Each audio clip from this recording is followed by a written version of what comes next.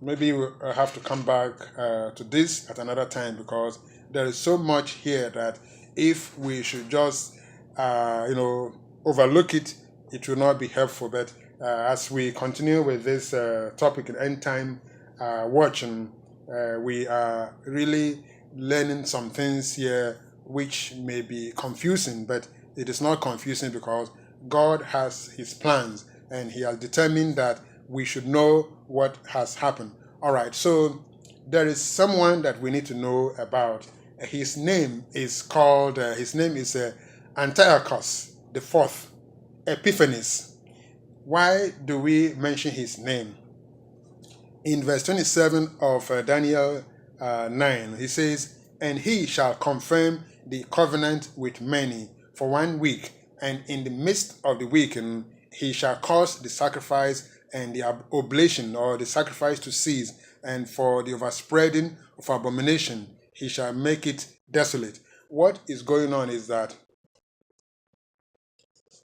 Prophet Daniel prophesied that there's going to be a time when, while the Israelites are in their land, there are going to be uh, a king or somebody who is going to come and cause abomination.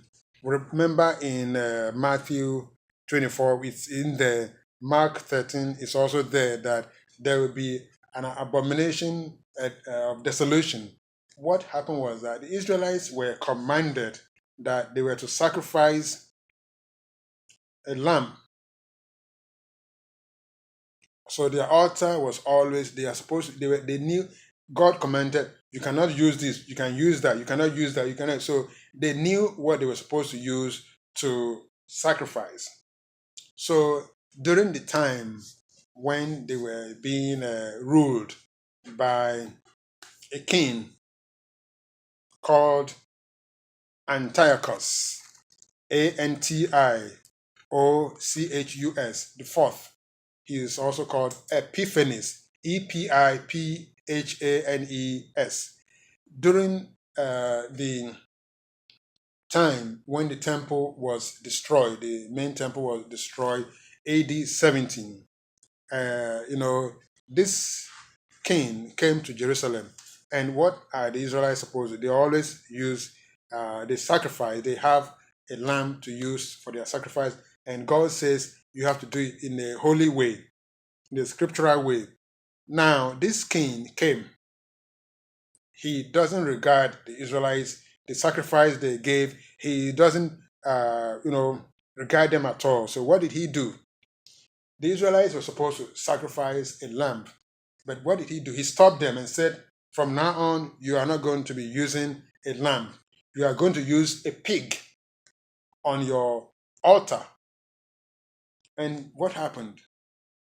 He came with his commanders, with soldiers, with swords, and he says, "You sacrifice." He brought a pig and sacrificed it on the altar, which was, he desolated, he what do you call it? He corrupted the pure sacrifice that God had asked the Israelites to use. And so, for a time, he was ruling over them, and he brought that sacrifice in. And so, when you know you're supposed to sacrifice a lamb, and somebody who's ruling over you and has a sword and is saying that sacrifice a pig. A pig, the Israelites were not supposed to eat pig, they were not supposed to touch it, they were not supposed, but they counted a pig as unclean. So this man came and caused the desolation, and that's why the Lord Jesus Christ says that, but when he shall see, but when you shall see the abomination of desolation spoken of by Daniel the prophet, standing where it ought not, then realize that there's problem. So what we are learning here is that in verse 14 of Mark 13th chapter, God is telling us that when the Israelites see that, and they should know that, oh, there's problem. Actually, this happened in AD 70, around that time, or when they were being ruled, when they destroyed Jerusalem, and they built a temporary altar or something. They thought they were going to be left alone. So what God is saying here, that this thing that happened in the time of when they were being ruled, the same thing is going to happen again during the time of the Antichrist. And we already have read that the Antichrist is going to come. And when the Antichrist comes, what is he going to do? He's going to say that everybody is a one world order. And we know, we've heard this word before from many, many presidents. One world order, new world order. So if the presidents and leaders around the world have been saying new world order, it is all, they are all gearing towards the same thing. It's a satanic worship. It is an immoral, ungodly, new world order where they will all be under the control of Satan. And they are all working towards it. They are all of them. I mean, well, when I say all, I don't mean all, but most of them are. And all this satanic worship that they are doing, they are becoming more and more bold. It used to be that they used to hide all of these things. But now they are making it plain. You can see the people in the entertainment world. They are using their Illuminatis and all these satanic things, and they are showing it out. When they have Super Bowl, all the demonstrations they make and all the show they make, and it's all to expose themselves that now they are worshiping Satan. And during the Great Tribulation, which is going to come, hopefully Christians will not be here when this happens. Because that's why God is going to take care of true Christians. That's why he wants us to really prepare ourselves. Watch and pray. Because when this thing happens, it is going to be really, really terrible. Terrible to the extent that God says everybody will be serving one person. And that one person is the Antichrist. The Antichrist is somebody who comes, who deceives people to make it look as if, oh, he is for Christ, but he is instead. He comes as if he is. He wants to corrupt mind, corrupt people, so that what will happen? He is going to create false prophets. That's why the Lord Jesus Christ said, be careful, don't let anybody deceive you, because these things will come. False Christs will happen. They will come.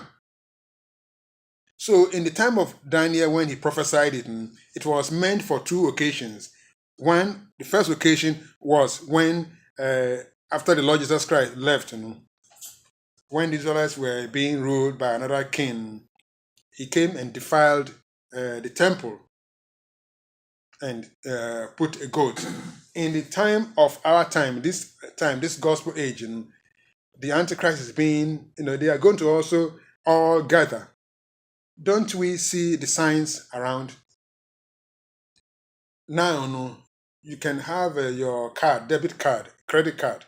It is where it's acceptable everywhere. You can use it anywhere. People are being encouraged. Oh, just sign it. Let's all be one. Facebook, everybody is connected. All of this and connecting everybody, and and very soon it is going to be commanded. You have to be on this platform. If you are not, you can't buy, you can't sell, you can't even go to school. You have to all be on the same same page. It is all, that's what they are thinking about, one world order, new world order. So in final, to close what we are saying, let us stand to hear this passage from Revelation, because It is very clear. And so that is why we need to watch. End time watch. We need to be alert. We need to be praying, Lord, help me, help my family, help my brother, help my sister, help my brethren, help the church. Help us to remain faithful. Because Christ said, he who remains faithful will, will not die the second death. So Revelation 13, he says, this is the Apostle John writing. And I stood upon the sand of the sea and saw a beast rise up out of the sea, having 7 heads and 10 horns, and upon his horns 10 crowns, and upon his heads the name of blasphemy. This gives us that helps us to know that what is going to be happening, it is going to be blasphemy. Nowadays, people are using bad language, and we say, "Oh, wow, no, they shouldn't be doing that." But there's going to be a time when this person is going to come. When they say dragon or when they say a beast, and these are all going to be, they are basically dragon. Dragon is Satan. Dragon is a devil or evil spirit or demons. And of course, the devil will use people to accomplish these things. It can be a president who is over all. That's why United Nations, they all go with United Nations, right? Everybody believes in United Nations. But there will be a time when one of them will come up and say, "Oh, now no, I'm in charge of all the nations." Let us read on. Verse 2. And the beast which I saw was like unto a leopard, and his feet were as the feet of a bear, and his mouth as the mouth of a lion. And the dragon gave him, that means the beast, gave him his power and his seat and great authority. So again, we're talking about the first beast, now a dragon. Verse 3, and I saw one of his heads as it were wounded to death, and his deadly wound was healed, and all the world wondered after the beast. You see, all the world wondered after the beast. Everybody was, "Oh yes, oh the beast, he's great, he's this." Verse 4, and they worship the dragon, which gave power unto the beast, and they worship the beast, saying, who is like unto the beast? Who is able to make war with him? Verse 5, and there was given unto him a mouth speaking great things. When they say great things, not great as in great, it's bad. Blasphemous and blasphemies, and power was given unto him to continue 42 months. All right, verse 6, and he opened his mouth in blasphemy against God to blaspheme his name and his tabernacle, and them that dwell in heaven. Look at what is going to happen. A beast, a man who has been given authority by Satan to do all these things, to profane, to blaspheme against God. And then he's going to go so far as to, well, we don't even want to say that. Verse 7, and it was given unto him to make war with the saints and to overcome them, and power was given him over all kindreds and tongues and nations. So God is giving us this hint in advance. So he's going to command all. You won't be able to do anything. 8, and all that dwell upon the earth shall worship him, whose names are not written in the book of life of the Lamb, slain from the foundation of the world. So we know when you talk about saints, it means all Christians. you know, he's going to make war against some of the Christians, those who are going to be in this world. He's going to make war with them, and he's going to be in charge. Just like in the time of Daniel, the three other Hebrew children, they're all going to be ruled by Nebuchadnezzar. And they say, well, you have to bend down. If you don't do it, you are going to die. That's what is going to happen in the time of Revelation that we are reading now. Verse 9. If any man have an ear, let him hear. God is now saying. Verse 10. He that leadeth unto captivity shall go into captivity.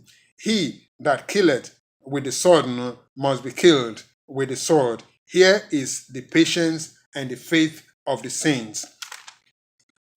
All right? And I want to just go, okay, I think I'm almost there. And he says, verse 11, and I beheld another beast coming up out of the earth, and he had two horns like a lamb, and he spake as a dragon. See what he said, like a lamb. He looks like, sheep's in wolf's clothing, right? Well, anyway. So he also, verse 11 again, and I beheld another beast coming up out of the earth, and he had two horns like a lamb, and he spake as a dragon. 12. And he exercised all the power of the first beast before him, and caused the earth and them which dwell therein to worship the first beast, whose deadly wound was healed.